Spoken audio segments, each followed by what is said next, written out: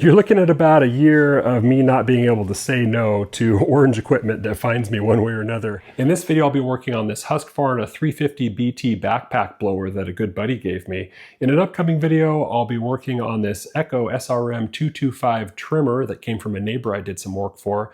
And like the blower, this trimmer is considered heavy-duty residential or entry-level commercial, whereas at the lighter end of the spectrum, on a previous video, I dove into some of these Husqvarna 125B handheld blowers. I've actually got more than are shown here, but I was able to get two of them up and running. One of them in particular I had to go very deep into, take the bottom of the engine off, pull out the piston and crankshaft, inspect seals, reassembly, as well as getting into the fuel and ignition system. So if you've got a 125B Husqvarna handheld or similar and you're trying to get it up and running or just interested in how they work, definitely give that video a look. I'll link it here. Next, I want to see what's up with this blower. This one has an obvious telltale. There's a broken line between here and the gas tank. So we will take the fuel grommet, for lack of a better name, out of the tank and see what's going on the other side before we go ahead and replace this line that obviously needs to be replaced. There we go. Oh yeah, that's nice and stiff. And this grommet going into the tank is pretty stiff as well. And I don't want to damage it, but I have a feeling it may already. Oh, there we go. And what comes out the other end? Oh, we have a fuel pickup and we have a return. All right. I will replace this return line because it is hard. And then this fuel pickup line as well. Let's see if there's a priming bulb I'm not seeing or something. But it looks like it just has intake and return. Oh, there it is. Primer's there on the bottom. Okay, so we just don't have the extra lines going to and from. That's all internal to the carb. There's just literally an input and output, which makes it pretty nice. Still gonna take the air intake off and the element out. There's this air filter carrier, which comes out. Here's where your choke mechanism is. It's literally just covering up the hole directly. That's cool, not going into the carb at all. I like that design. I guess it makes sense to try this thing as is without completely disassembling things. Just replace that line.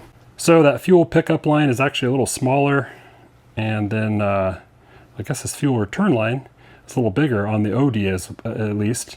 They're all basically the same ID. That's kind of interesting. So on the Husqvarna 350BT, the pickup comes in at 9 inches to the grommet that goes through the tank. So I'm glad I didn't cut it yet, because there's an additional length right here of 3 inches.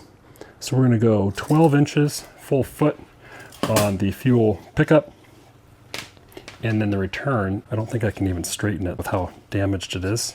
Looks like 5 inches on that one. Fuel pickup, fuel return, and a cut in the finger of my glove. Good job.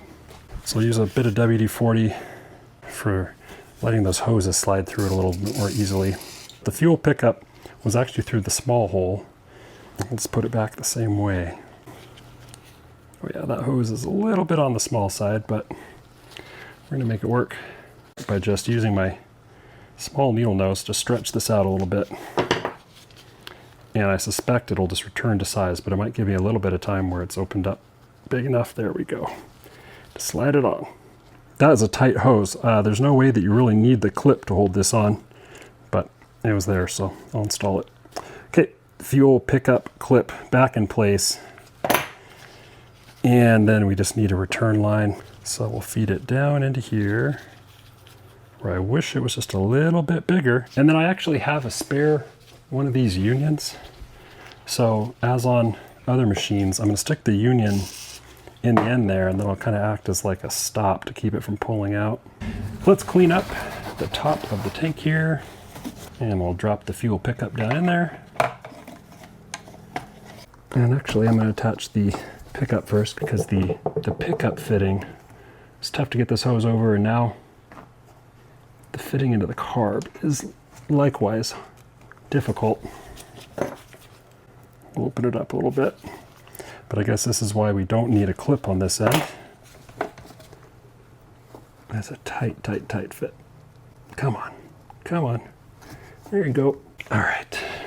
And we can feed that down a little bit more into the tank. At this point, I feel confident to put this thing back into place. So we'll pop that in and we'll connect the return now. See if we can slide it on. Okay, now move that clip up. Okay, that's clipped. Feeling lucky, so I'm just gonna go ahead and put some fuel to it, see what it does.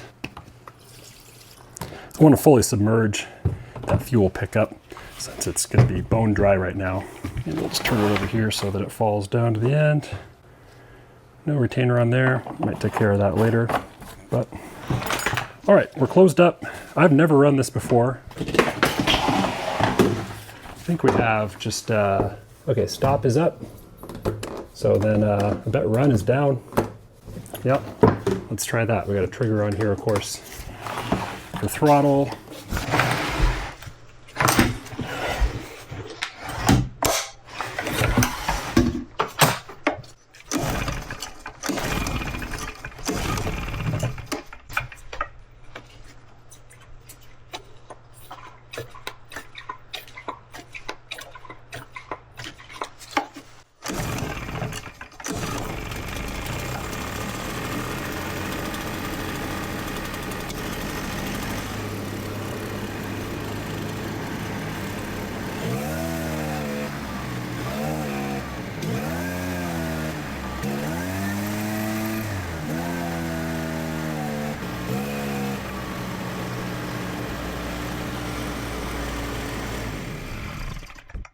Okay, we've got a runner. It sounded like it was bogging at the high end, although I didn't really let it warm up all the way. And this is a lot bigger engine than a little two-stroke on a weed whacker or a hand blower. So it may have just not been warm enough yet, but you saw it started really easily. When I choked it and then gave it full again, it did seem to speed up, so it may be a little bit lean. It also is the case that I'm running without the air filter, which can change the mixture, and that would tend to make it lean, because we're able to flow air in so easily.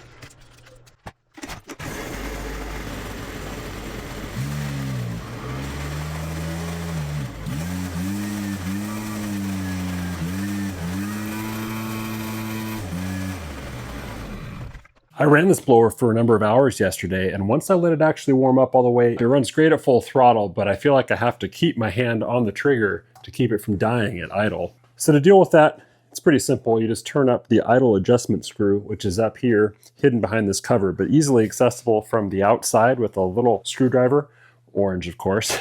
And the way that you know you've actually got the correct idle is by setting it to 2200 RPM. That's from the Husqvarna service manual. How do you know what RPM it's running at? Well, you could take it apart and put some foil tape on something that's rotating, and I've got a meter that I've shown in other videos that will let you actually point a light that is reflected back to the meter, and it'll show you the running RPM.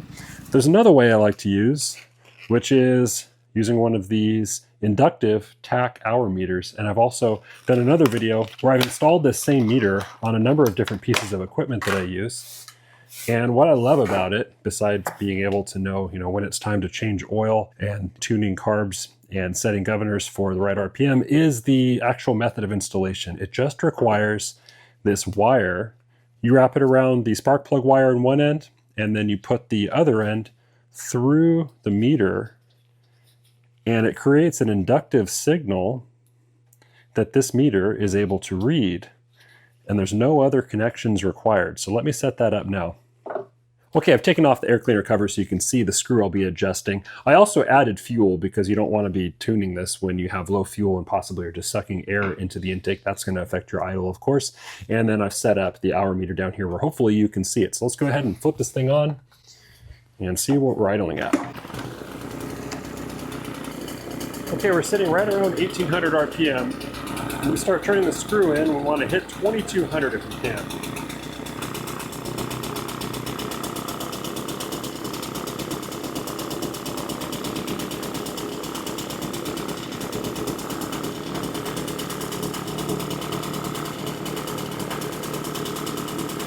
So after playing around a little bit, I got it to sit right around 2200. You gotta be a little bit slow and patient with this because that meter takes a bit of time to react to the RPM at these low RPMs. And also the carb is going to take a little bit of time to react to the new setting. So be patient, do small adjustments. Also be aware that when it's been sitting at a really, really low idle, it may actually be starving itself for fuel. That's because there's not enough vacuum pulse to pull fuel through the carb all the way. So you can deal with that by either giving it full revs or hitting that purge bulb a few times and starting it up again. Anyways, you want to make sure you've got full fuel flow from the fuel intake through the hoses all the way through the carb before you can really trust your idle setting.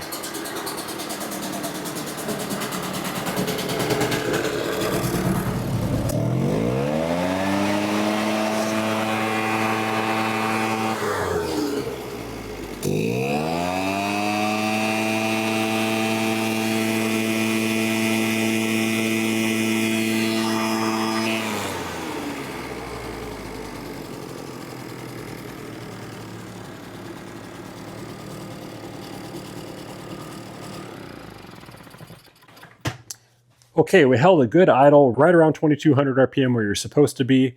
This isn't going to be a super snappy engine. It's not designed like a chainsaw or other high-performance two-stroke, so it's going to kind of slowly ramp up. It's also very quiet and it feels smooth when it's sitting there on your back. So this engine's going to operate a little bit differently than others, but the important part was that it did come up to full speed and then come back down when I let off the trigger, settling back into its idle. So that's good news. You actually cannot adjust a high and low jet like you normally would on this engine. It doesn't have access for high and low jets. There is actually a low jet or an idle needle that's accessible if you get rid of a plug that's there to block you from accessing it. You can get in there and you can adjust it. There is no high-speed jet on here. Instead, what you would do is you'd actually have to bend the lever that the metering valve works on, and that's actually documented in the Walbro service manual for this carb. But that's kind of an extreme thing you shouldn't have to do if you have a clean, good functioning carb, and this carb is running right as far as I'm concerned. The last thing though will be to put this back on, and with the air cleaner fully installed and a nice warm engine, you want to check that idle again and give it a final adjustment. So that ended up being a pretty straightforward repair, just some fuel lines, a little bit of adjustment. This one's back up and running. If you found it helpful though, hit that like button, leave any questions you've got in the comments. Definitely check out the other parts of my orange equipment repair-a-thon. And most of all, thanks a lot for watching.